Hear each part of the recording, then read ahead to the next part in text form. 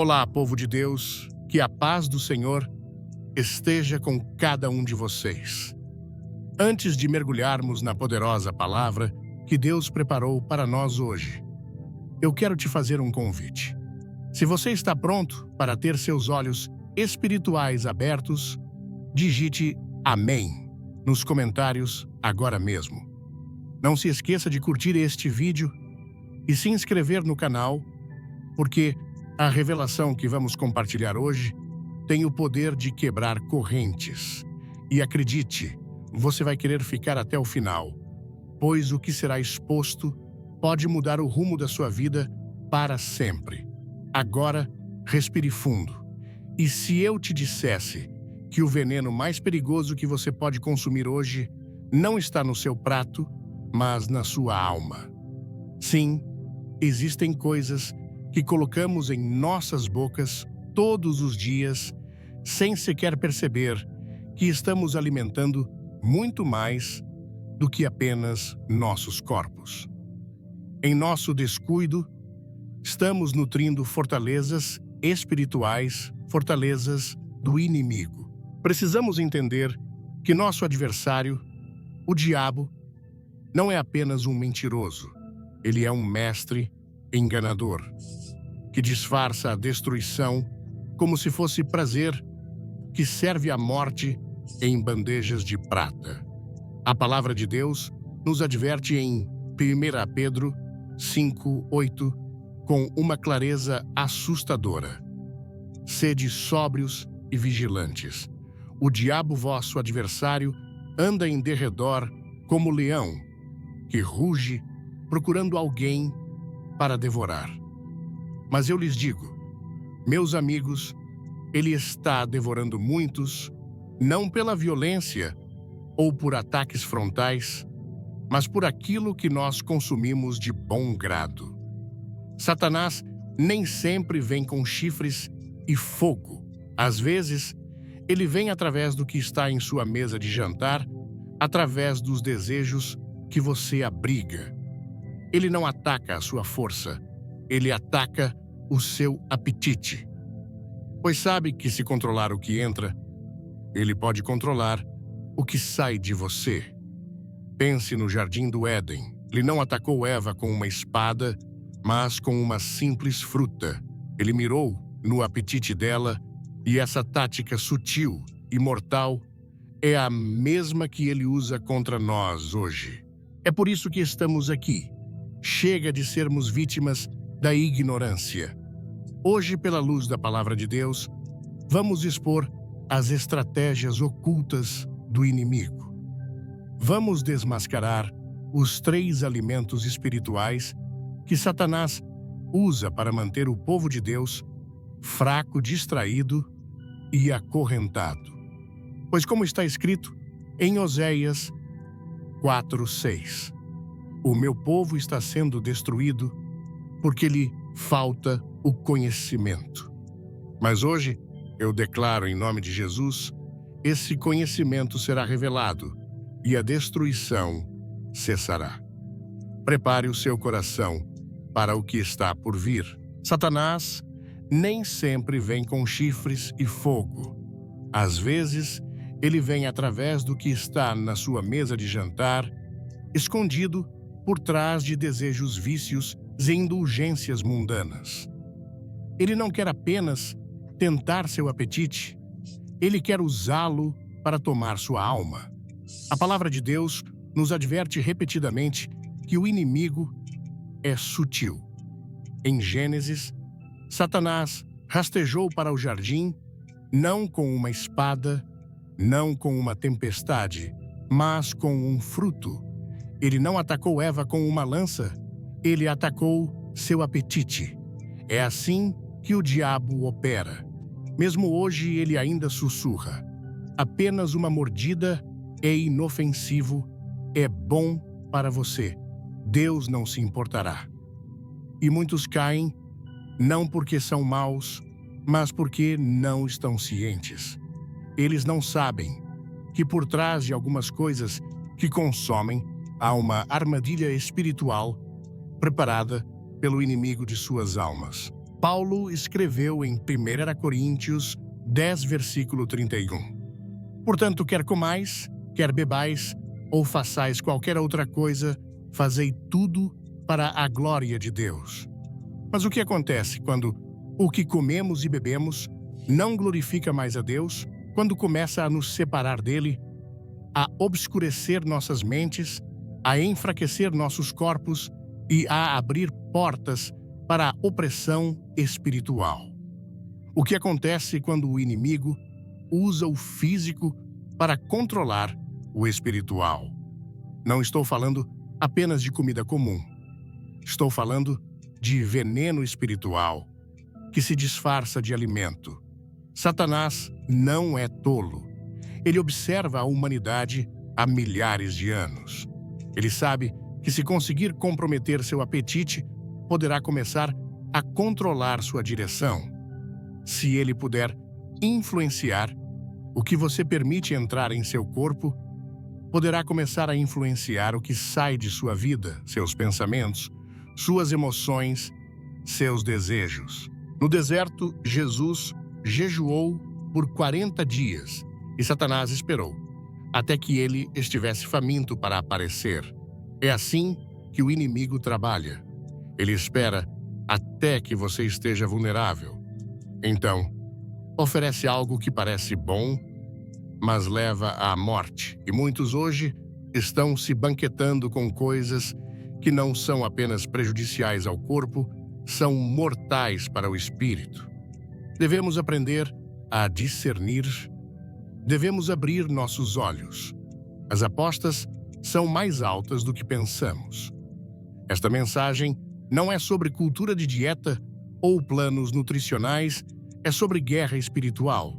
É sobre a antiga batalha por sua alma que Satanás ainda trava hoje por meio do que parece pequeno e inofensivo normal.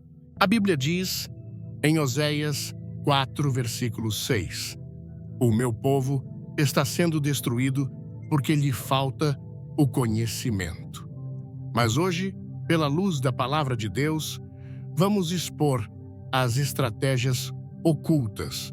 Vamos descobrir os 3 alimentos espirituais que Satanás usa para manter o povo de Deus fraco, distraído e preso.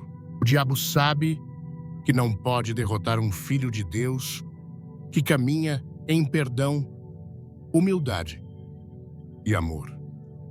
Então, ele faz algo muito mais perigoso, oferece-nos um pão assado em segredo, um pão que nunca deveríamos comer. Esse pão é a amargura. É o pão dos corações partidos e das feridas não curadas, servido fresco pelo inimigo a todos que foram magoados, traídos ou abandonados. A amargura não nasce em um dia, ela cresce. Começa como uma semente plantada pela ofensa, regada pela raiva e alimentada pelo silêncio.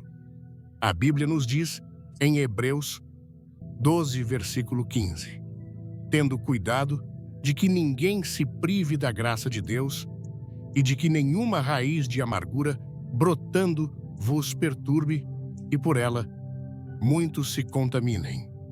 Note que a amargura não apenas vos perturba, ela se espalha para os outros.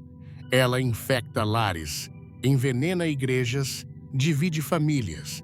E é exatamente isso que Satanás quer. Ele não quer apenas que você fique ofendido, ele quer você preso.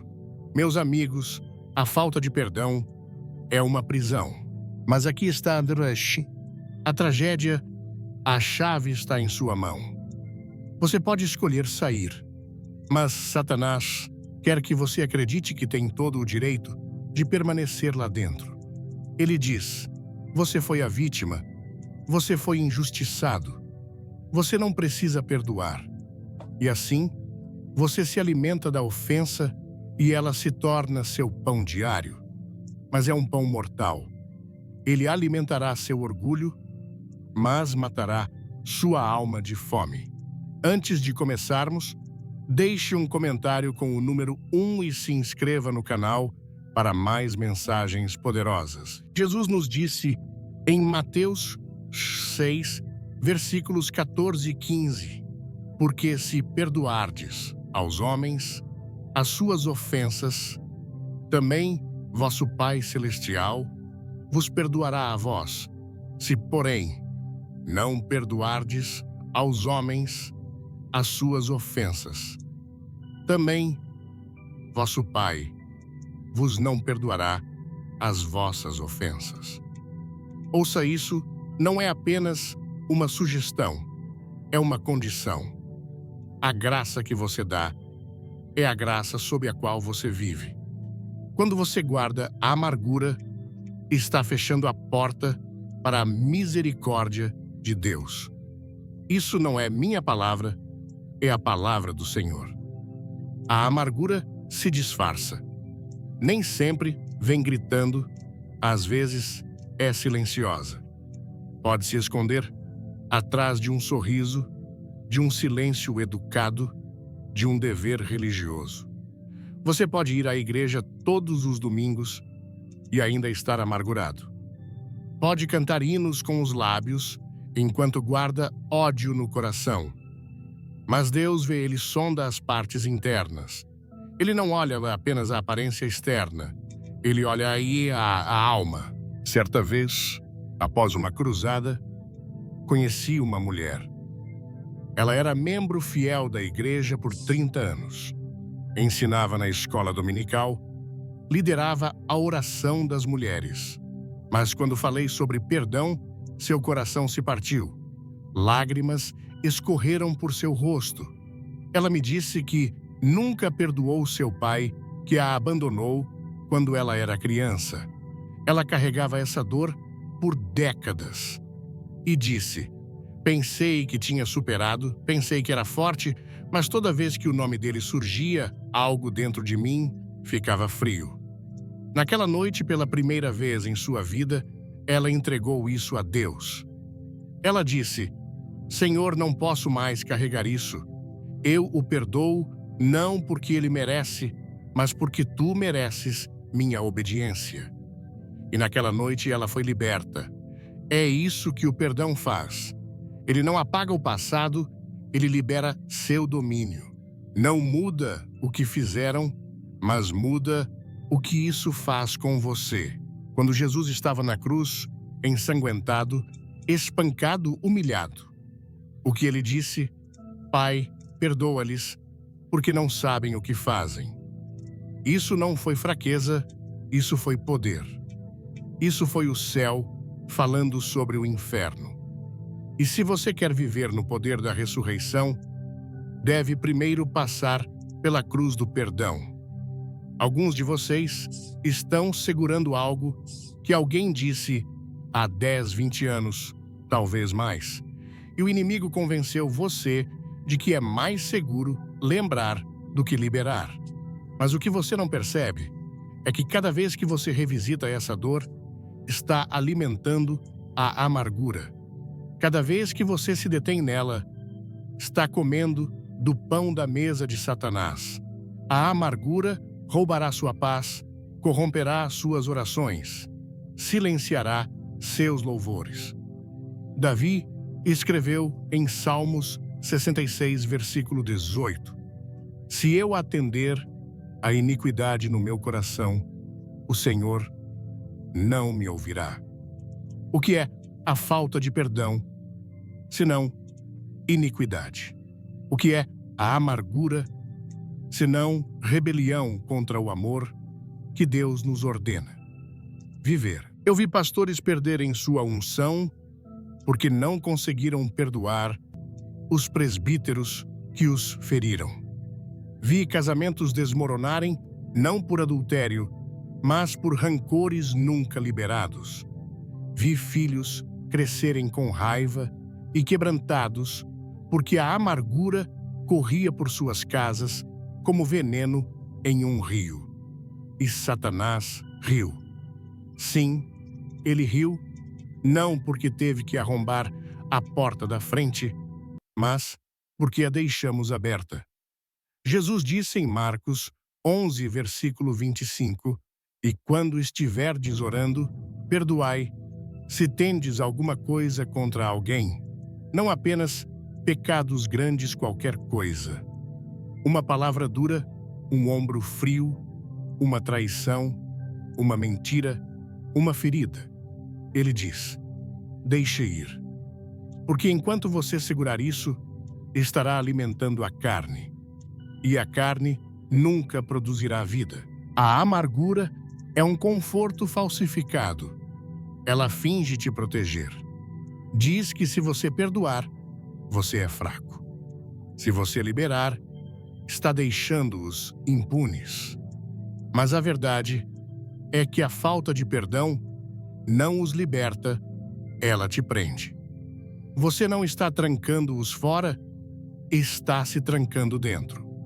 Satanás sabe que se conseguir fazer você justificar sua amargura, você começará a espiritualizar sua desobediência. Você começará a citar as Escrituras para defender um coração endurecido. Mas Jesus nunca nos disse para sentir o perdão, ele nos disse para escolhê-lo. Porque o perdão não é sobre seus sentimentos, é sobre sua fé. É sobre obedecer àquele que te perdoou. A coisa mais perigosa sobre a amargura é que ela parece certa, justificada, protetora. Mas a palavra de Deus corta nossos sentimentos, ela nos chama a algo mais alto. Diz, despojai-vos de toda a amargura, não apenas parte toda. Efésios 4, versículos 31 e 32, deixa claro. Longe de vós, toda a amargura e cólera, e ira e gritaria e blasfêmias, e também toda malícia. Antes, sede uns para com os outros, benignos, misericordiosos, perdoando-vos uns aos outros, como também Deus vos perdoou em Cristo. Esse é o padrão.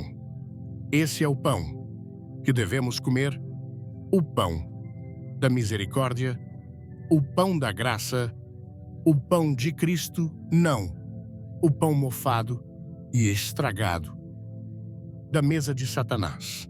Alguns de vocês que estão ouvindo agora estão se perguntando por que suas orações parecem bater no teto, por que sua alegria desapareceu, por que sua vida espiritual parece pesada e seca. Será que você está se alimentando de algo que está matando o seu espírito? Será que o que você chamou de força é, na verdade, uma fortaleza? O inimigo sabe que se puder manter seu coração acorrentado, a dor de ontem, ele pode impedi-lo do chamado de amanhã. Ele sabe que um cristão amargurado é um cristão sem poder, porque você não pode andar no espírito enquanto se banqueteia com a carne. Meus queridos amigos, devemos examinar nossos corações. Devemos pedir ao Espírito Santo que ilumine os cantos que tentamos esquecer. Quem você precisa perdoar? Quem você precisa liberar? Que ofensa você permitiu que se tornasse sua meditação diária? Satanás oferece isso como alimento, mas é morte. E se quisermos andar na plenitude do que Deus tem para nós, devemos nos afastar dessa mesa. Devemos dizer, chega, não comerei mais o pão da amargura. Se você ama conteúdo que transforma, clique em curtir e compartilhe com alguém que precisa ouvir isso. E uma vez que pararmos de alimentar a raiz da amargura, estaremos prontos para ver a próxima tática que o diabo usa. Porque quando Satanás não consegue mais envenenar seu coração com a falta de perdão, ele tentará outro prato. Ele o convidará a beber de outro copo, um que parece inofensivo até doce. Mas assim como o pão, essa próxima oferta está cheia de engano. O diabo nem sempre vem com chifres e um tridente. Às vezes, ele vem com uma taça de prata, uma taça bela, atraente e brilhante, cheia de prazer, risos, excitação, sucesso, coisas que parecem boas aos olhos e agradáveis à carne. Mas essa taça não vem da mesa de Deus. Ela vem da mão do inimigo. É a taça do compromisso. E quantos crentes já beberam dela sem perceber que estavam bebendo veneno? Assim como começamos a nos livrar do pão, da amargura, Satanás oferece algo doce, algo para afastar a dor, algo para nos ajudar a relaxar, algo que diz: você serviu a Deus o suficiente, agora sirva a si mesmo. E é assim que ele conduz os filhos de Deus pelo caminho da destruição, não por meio de rebelião óbvia, mas por meio de compromisso sutil. A Bíblia diz, em 1 Coríntios 10, versículo 21, não podeis beber o cálice do Senhor e o cálice dos demônios. Não podeis ser participantes da mesa do Senhor e da mesa dos demônios. Meu amigo, você deve escolher seu cálice. Um traz vida, o outro traz morte. Você não pode ter ambos. Veja o diabo. Não precisa transformá-lo em ateu para arruinar sua fé. Ele só precisa distraí-lo com coisas que parecem inofensivas, um pouco de entretenimento mundano, um pouco de laxismo moral, um pouco de autoindulgência. Mas um pouco de veneno ainda é veneno. Pode não matar instantaneamente, mas mata com certeza. O compromisso nunca se apresenta como uma ameaça, ele se disfarça de amigo. Havia um homem que veio até mim há muitos anos. Ele já esteve em chamas. Por Deus. Liderava sua família em oração. Pregava em sua igreja local, ajudava os pobres. Mas pouco a pouco, ele começou a fazer concessões. Ele disse a si mesmo que estava tudo bem assistir a coisas que antes chamava de profanas. Ele começou a rir do pecado em vez de chorar por ele. Ele perseguiu a riqueza com tanta paixão que negligenciou a palavra de Deus. E ele disse: eu nem percebi o quão longe eu tinha me afastado até não conseguir mais ouvir a voz de Deus. Aquele homem chorou amargamente, não porque odiava Deus, mas porque amava o mundo demais. Tiago 4, versículo 4, corta nosso coração. Não sabeis vós que a amizade do mundo é inimizade contra Deus. Portanto, qualquer que quiser ser amigo do mundo, constitui-se inimigo de Deus. Isso não é uma afirmação leve, não é uma metáfora, é um aviso do céu. A igreja hoje está em perigo não por causa da perseguição externa, mas por causa da corrupção interna. Trocamos o fogo do Espírito Santo pelo brilho das luzes do palco. Substituímos o altar por entretenimento. Paramos de chamar o pecado pelo que é e começamos a rotulá-lo como escolha pessoal. Mas Deus não mudou. Seu padrão não mudou. E o diabo ainda usa a mesma taça, uma que promete prazer, mas entrega veneno. Os filhos de Israel cometeram esse erro repetidamente. Em Juízes 2, versículo 12 diz: e deixaram o Senhor Deus de seus pais e seguiram outros deuses, os deuses dos povos que estavam ao redor deles. Você vê, eles não abandonaram Deus em um dia, foram influenciados pelas nações ao seu redor. Eles fizeram concessões, e o compromisso sempre leva ao cativeiro. Quando o diabo não consegue impedi-lo de ir à igreja, ele tentará fazer com que você misture a igreja com o mundo. Ele sussurrará: você pode ter sua Bíblia e seu entretenimento pecaminoso. Você pode servir a Jesus e ainda alimentar sua carne. Você pode manter sua salvação e ignorar sua santificação. Mas isso é uma mentira. Jesus disse em Mateus 6, versículo 24, ninguém pode servir a dois senhores. Você deve fazer uma escolha. A taça do compromisso é servida de muitas formas, às vezes na forma de entretenimento que zomba de Deus. Outras vezes na forma de relacionamentos que o afastam da santidade. Às vezes é a ambição que coloca o eu acima do Salvador. Às vezes é o conforto que substitui a convicção. Mas não importa a forma, ela sempre tem o mesmo objetivo: enfraquecer seu espírito, entorpecer sua consciência e silenciar seu testemunho. Eu pergunto a você hoje, o que você permitiu em sua vida que antes chamava de pecado?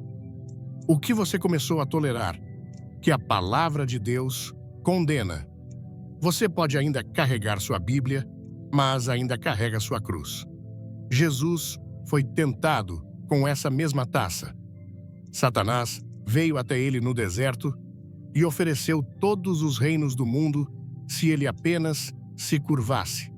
Satanás disse: Jesus, você não precisa ir para a cruz. Tome o atalho, tome o compromisso. Mas Jesus recusou. Ele respondeu com a palavra de Deus. Ele disse: vai-te, Satanás, porque está escrito: ao Senhor teu Deus adorarás e só a ele servirás. Mateus 4, versículo 10. Essa é a postura que precisamos. Uma lealdade feroz e inabalável ao Deus que nos salvou. Não um coração dividido, não uma vida dupla, não um evangelho diluído, mas uma paixão santa que diz: não beberei da taça do diabo. Fique até o final do vídeo. Temos uma surpresa especial esperando por você. O livro de Apocalipse adverte sobre a igreja em Laodiceia. Eles não eram nem quentes, nem frios mornos. E o Senhor disse: porquanto és morno e não és frio, nem quente, vomitar-te-ei da minha boca. Apocalipse 3, versículo 16. Deus prefere que você seja frio a fingir ser quente. Ele não pode abençoar um coração que flerta com o mundo enquanto afirma amá-lo. Ouça-me, não estou pedindo legalismo. Estou pedindo santidade. Não estou dizendo que devemos nos isolar do mundo, mas que não devemos imitar o mundo. Jesus disse que somos o sal da terra, mas o sal que perde seu sabor não serve para nada além de ser jogado fora. O compromisso é o inimigo do seu sal. Ele dilui sua influência, torna seu testemunho sem poder. Alguns de vocês sentem isso agora mesmo. O Espírito Santo está puxando seu coração. Você sabe que permitiu certas coisas em sua vida que não pertencem a ela. Você justificou, disse: não é tão ruim. Mas no fundo, você sabe que o fogo que você tinha está tremeluzindo. Sabe que a paixão pela oração esfriou. Sabe que o apetite pela palavra de Deus enfraqueceu. Não ignore essa voz. Isso não é condenação, é convite. Deus está chamando você de volta. Ele está dizendo: afaste a taça do compromisso da mesa. Venha e beba novamente do poço da justiça. E se você se afastar disso, Deus o restaurará. Ele não está esperando para puni-lo. Ele está esperando para purificá-lo, para enchê-lo, para dar-lhe alegria que nenhum prazer mundano pode igualar. Salmos 16, versículo 11 diz: na tua presença há abundância de alegrias. À tua mão direita há delícias perpetuamente. Não é felicidade temporária, não é satisfação passageira, é alegria eterna profunda que satisfaz a alma. A paz de Deus fortalece seu coração. E o poder do Espírito Santo lhe dá vitória sobre toda tentação. Eu exorto você agora, não brinque com a taça que o diabo oferece. Não a beba, não a admire, não a toque. Recuse-a, resista-a, repreenda-a. Porque a outra taça que Jesus oferece, a taça do sofrimento, sim, mas também a taça da salvação. Salmos 116, versículo 13 diz: Tomarei o cálice da salvação e invocarei o nome do Senhor. Esse é o cálice que devemos beber, aquele derramado por mãos marcadas, por cravos, cheio de misericórdia, pelo sangue e selado com a promessa de vida eterna. E uma vez que você provar esse cálice, verdadeiramente prová-lo, nada que o mundo oferece jamais satisfará novamente. Quando você encontrar a glória da presença dele, o glamour deste mundo parecerá pó. Quando você caminhar com Jesus, reconhecerá os esquemas do diabo. Não importa o quão brilhantes sejam, mas se Satanás não consegue envenenar sua alma com amargura, e se não consegue seduzi-lo com prazeres mundanos, então ele tentará algo ainda mais sutil, algo que soa espiritual, mas é construído sobre o medo em vez da fé. Ele oferecerá controle, mas ao custo de sua confiança em Deus. Ele lhe dará ocupação, mas roubará sua paz. Ele o tentará não com escuridão, mas com distração. Se Satanás não pode envenená-lo com amargura, se não pode seduzi-lo com prazer, então ele o alimentará com algo ainda mais enganoso, ainda mais espiritualmente debilitante. Ele servirá o fruto do medo. Ele o sussurrará suavemente em seu coração, até que molde seus pensamentos, controle suas decisões e paralise seu caminhar com Deus. O medo, meu amigo, não é apenas uma emoção, é uma arma nas mãos do inimigo. É um alimento espiritual servido na mesa do diabo para roubar sua confiança em Deus. O medo é a linguagem do inferno, a canção da incredulidade e o hino da carne. E quando um crente consome o fruto do medo, ele sufoca a fé, asfixia a paz e silencia a voz da obediência. Paulo advertiu Timóteo em 2 Timóteo 1, versículo 7. Porque Deus não nos deu o espírito de temor, mas de fortaleza e de amor e de moderação. Você ouviu? O medo não vem de Deus. É um espírito falsificado, um espírito enganador, devorador, paralisante. Ele vem disfarçado de sabedoria, embalado como cautela. Mas seu propósito é separá-lo das promessas de Deus. E Satanás está alimentando milhões com isso. Ele o alimenta através das manchetes, através de falsos profetas que falam apenas de desgraça, mas nunca de livramento. Ele o alimenta através das redes sociais que amplificam o caos e silenciam a verdade. Ele o alimenta através da ansiedade pessoal, sussurrando: Deus se esqueceu de você. Ele não virá desta vez. Você está sozinho. Acabou. Mas ouça-me, medo tolerado é fé contaminada. Deixe-me levá-lo a Números 13. Deus trouxe os filhos de Israel à beira da terra prometida. Eles tinham visto sua mão poderosa abrir o Mar Vermelho. Eles comeram maná do céu, beberam água de uma rocha. Mas quando os 12 espias voltaram de espiar a terra, 10 deles retornaram com uma mensagem de medo. Eles disseram: a terra é boa, mas os gigantes são grandes demais. Disseram: não somos capazes de subir contra aquele povo, porque é mais forte do que nós. E o povo chorou a noite toda. Eles gritaram: quem dera tivéssemos morrido no Egito.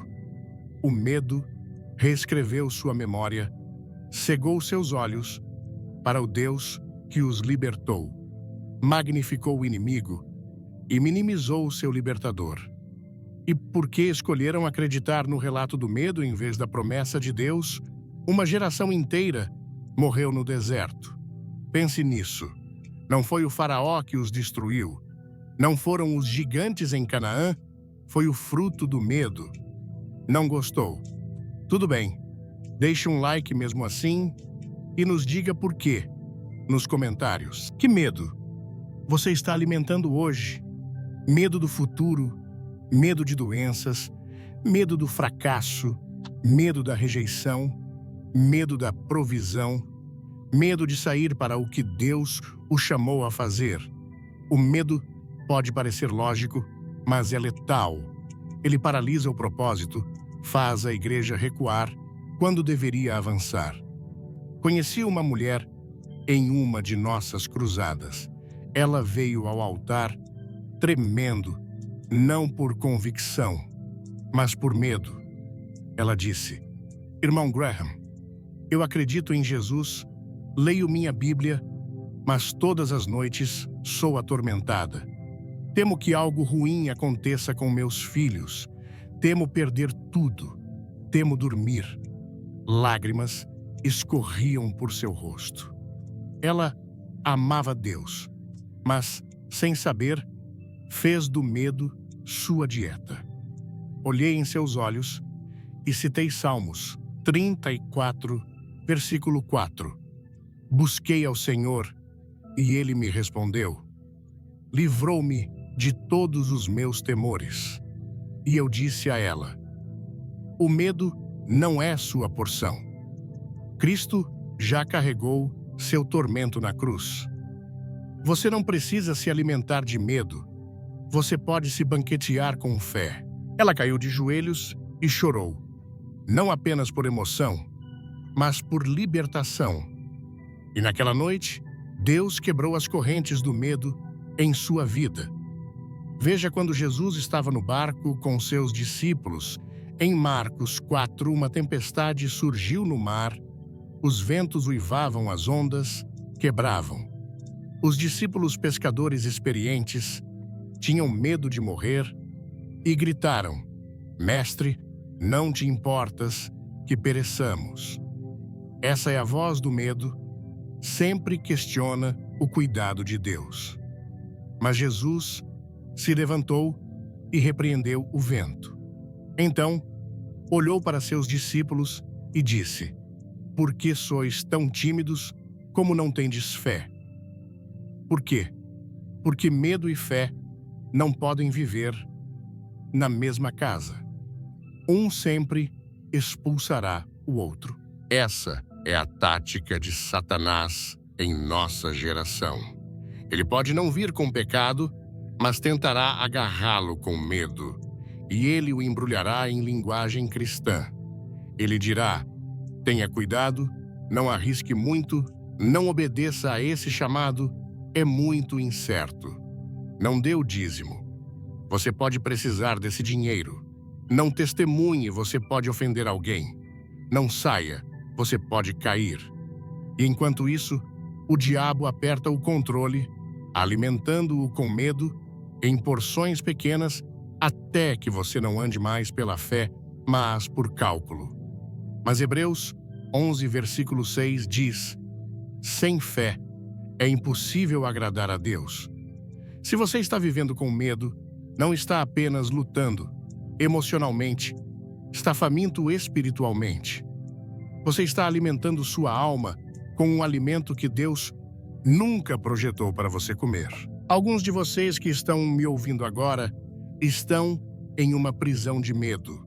Ele o mantém acordado à noite, o impede de obedecer à voz de Deus, o impede de caminhar em seu chamado. Mas Deus não o chamou para estar preso. Ele o chamou para ser ousado.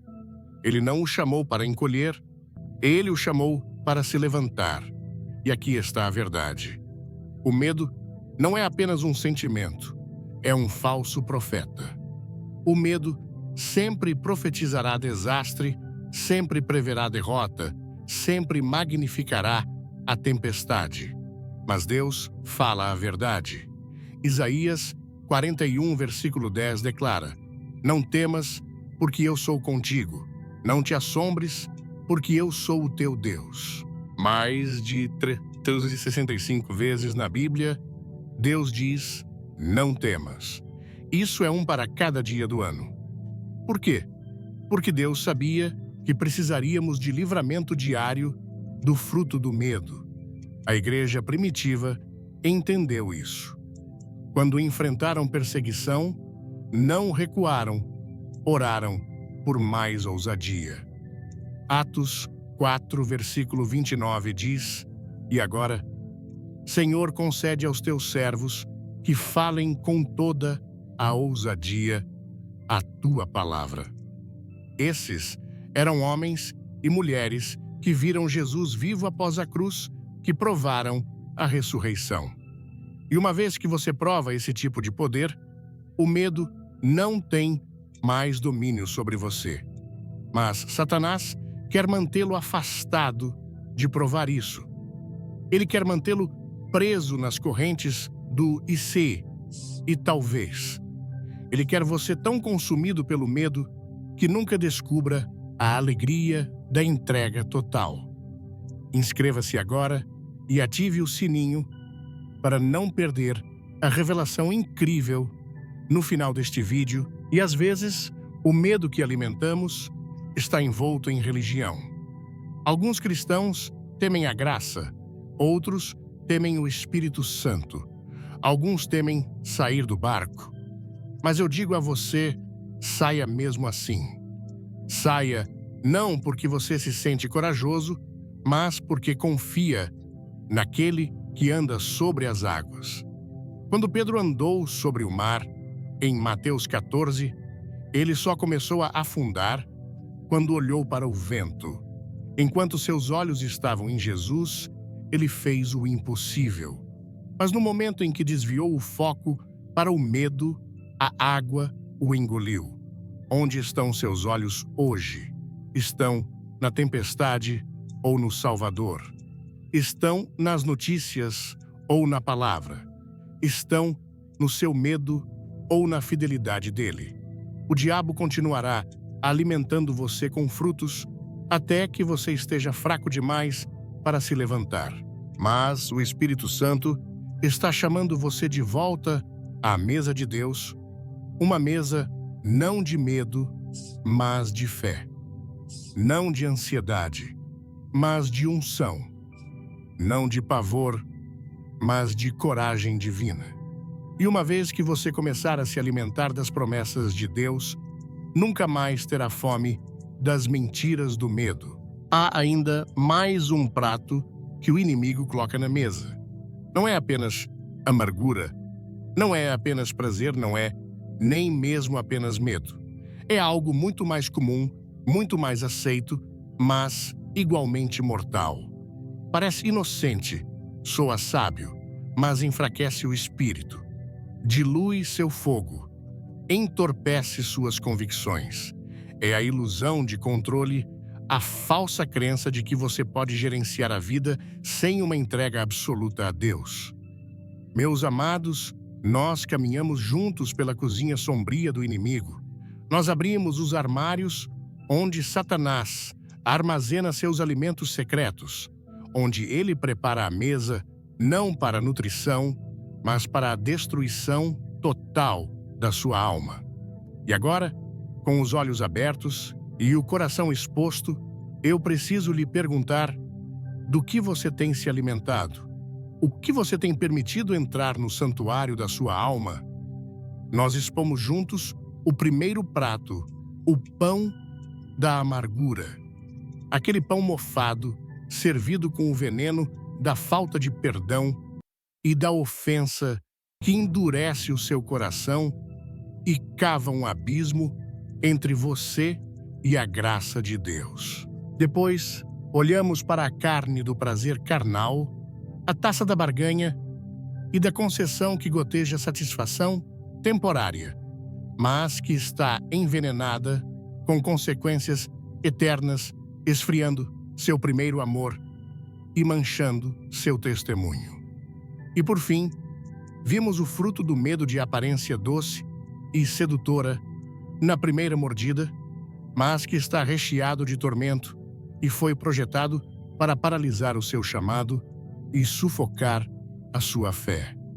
3 alimentos, 3 armadilhas mortais, 3 portas abertas para o domínio das trevas em sua vida. E eu lhes digo com toda a autoridade da palavra de Deus, se você continuar se alimentando do que Satanás está servindo, você nunca jamais provará o banquete que Deus preparou para você. Quero que você me ouça com toda a atenção do seu espírito. Isto não é sobre uma dieta física. Isto é sobre domínio espiritual. Isto não é sobre o que vai para o seu estômago, mas sobre o que está alimentando sua mente, seu coração e seu espírito dia após dia, pensamento após pensamento. Satanás não está atrás da sua barriga. Ele está caçando a sua alma. Ele quer você ofendido porque um cristão amargo não consegue amar. Ele quer você viciado em prazeres porque um cristão carnal não consegue resistir. E ele quer você apavorado porque um cristão medroso não consegue crer e avançar. Mas aqui está a notícia que faz o inferno tremer. O diabo tem uma mesa, é verdade, mas o nosso Deus também tem uma. E a minha Bíblia ruge com uma promessa gloriosa no Salmo 23, versículo 5. Preparas uma mesa perante mim, na presença dos meus inimigos. Você consegue visualizar essa cena? Enquanto o diabo está à espreita, rangendo os dentes, Deus está estendendo uma toalha de linho fino e preparando um banquete para você. Pense nesta oposição divina. Na mesa de Satanás, ele serve mentiras em pratos de engano, mas na mesa do Senhor Jesus, lhe serve a verdade que liberta. Na mesa de Satanás, o prato principal é a vergonha e a acusação. Mas na mesa do Senhor, a taça transborda com a misericórdia que apaga o seu passado. Na mesa do inimigo, a sobremesa é a morte, a separação eterna. Mas na mesa do Salvador, a oferta é a vida e a vida em abundância. Você não pode comer o pão do céu enquanto mastiga as migalhas do inferno. A palavra de Deus é incisiva, é uma faca de 2 gumes em 1 Coríntios 10, 21. Não podeis beber o cálice do Senhor e o cálice dos demônios. Não podeis ser participantes da mesa do Senhor e da mesa dos demônios. A escolha é sua. A decisão é intransferível. Portanto, esta é a hora de se arrepender. Este é o momento de empurrar com violência espiritual o seu prato para longe e gritar com toda a força da sua alma: basta! Chega de alimentar o que me destrói. Eu não comerei mais o pão da amargura. Eu não me banquetearei mais com os prazeres carnais que destroem a minha alma. Eu não beliscarei mais o fruto do medo que estrangula a minha fé. Hoje eu escolho o pão da vida. Eu escolho a água viva. Eu escolho o caminho estreito que conduz à vida eterna. E eu chamo você agora, onde quer que esteja, de joelhos, no seu quarto, dentro do seu carro, no silêncio do seu coração, a clamar com uma urgência que você talvez nunca tenha tido antes. Senhor, limpa o meu apetite por a mim, minha alma, enche-me com a tua palavra. Deixa-me ter fome e sede de justiça. Porque a promessa de Jesus ecoa através dos séculos em Mateus 5:6. Bem-aventurados os que têm fome e sede de justiça, porque serão saciados. Você está faminto, meu amigo. Você está sedento por algo real. Então, venha para o altar de Deus. Venha e seja farto. Porque um dia, que pode ser muito em breve, a refeição final será servida. A última ceia desta terra chegará ao fim. A trombeta soará. O rei voltará. E aqueles que se alimentaram de sua palavra, que beberam profundamente de seu espírito, que se banquetearam com a verdade no lugar secreto, eles se levantarão para encontrá-lo nos ares. Mas aqueles que continuaram a se alimentar da comida de Satanás, aqueles que se agarraram à sua amargura, que se apegaram às suas luxúrias, que se curvaram aos seus medos, eles serão deixados para trás com pratos vazios e um arrependimento eterno. Hoje é o dia de mudar o seu apetite. Hoje é o dia de limpar a sua cozinha espiritual. Hoje é o dia de jogar fora o cardápio do inimigo e tomar o seu lugar de direito à mesa do Cordeiro. E eu lhe digo, se você vier, ele não o rejeitará. Ele está de pé, com os braços escancarados, manchados pelo sangue que lhe comprou. E ele está chamando por você agora. Eu acredito profundamente no meu espírito que existem milhares, sim, dezenas de milhares, que estão prontos, neste exato momento, para empurrar para longe a comida do diabo e se banquetear na glória de Deus. Você será um deles. Então, se essa é a sua decisão, se você está pronto para abandonar a mesa do inimigo de uma vez por todas, eu quero que você faça algo profético. Onde quer que você esteja, levante a sua mão em direção aos céus, ou coloque-a sobre o seu coração. Este é o seu sinal de rendição a Deus e de declaração de guerra contra o inferno. Agora, declare comigo com fogo santo, com convicção, em sua voz. Eu não comerei mais o que Satanás serve. Eu provarei e verei que o Senhor é bom. Minha alma pertence a Jesus. Meu apetite pertence a Jesus. Minha vida pertence a Jesus. Levante-se, sacuda as correntes, lave seu coração no sangue de Jesus e tome seu lugar. A mesa está posta. O Rei está chamando. Venha, Filho de Deus, e coma o que o céu preparou para você. Amém e amém.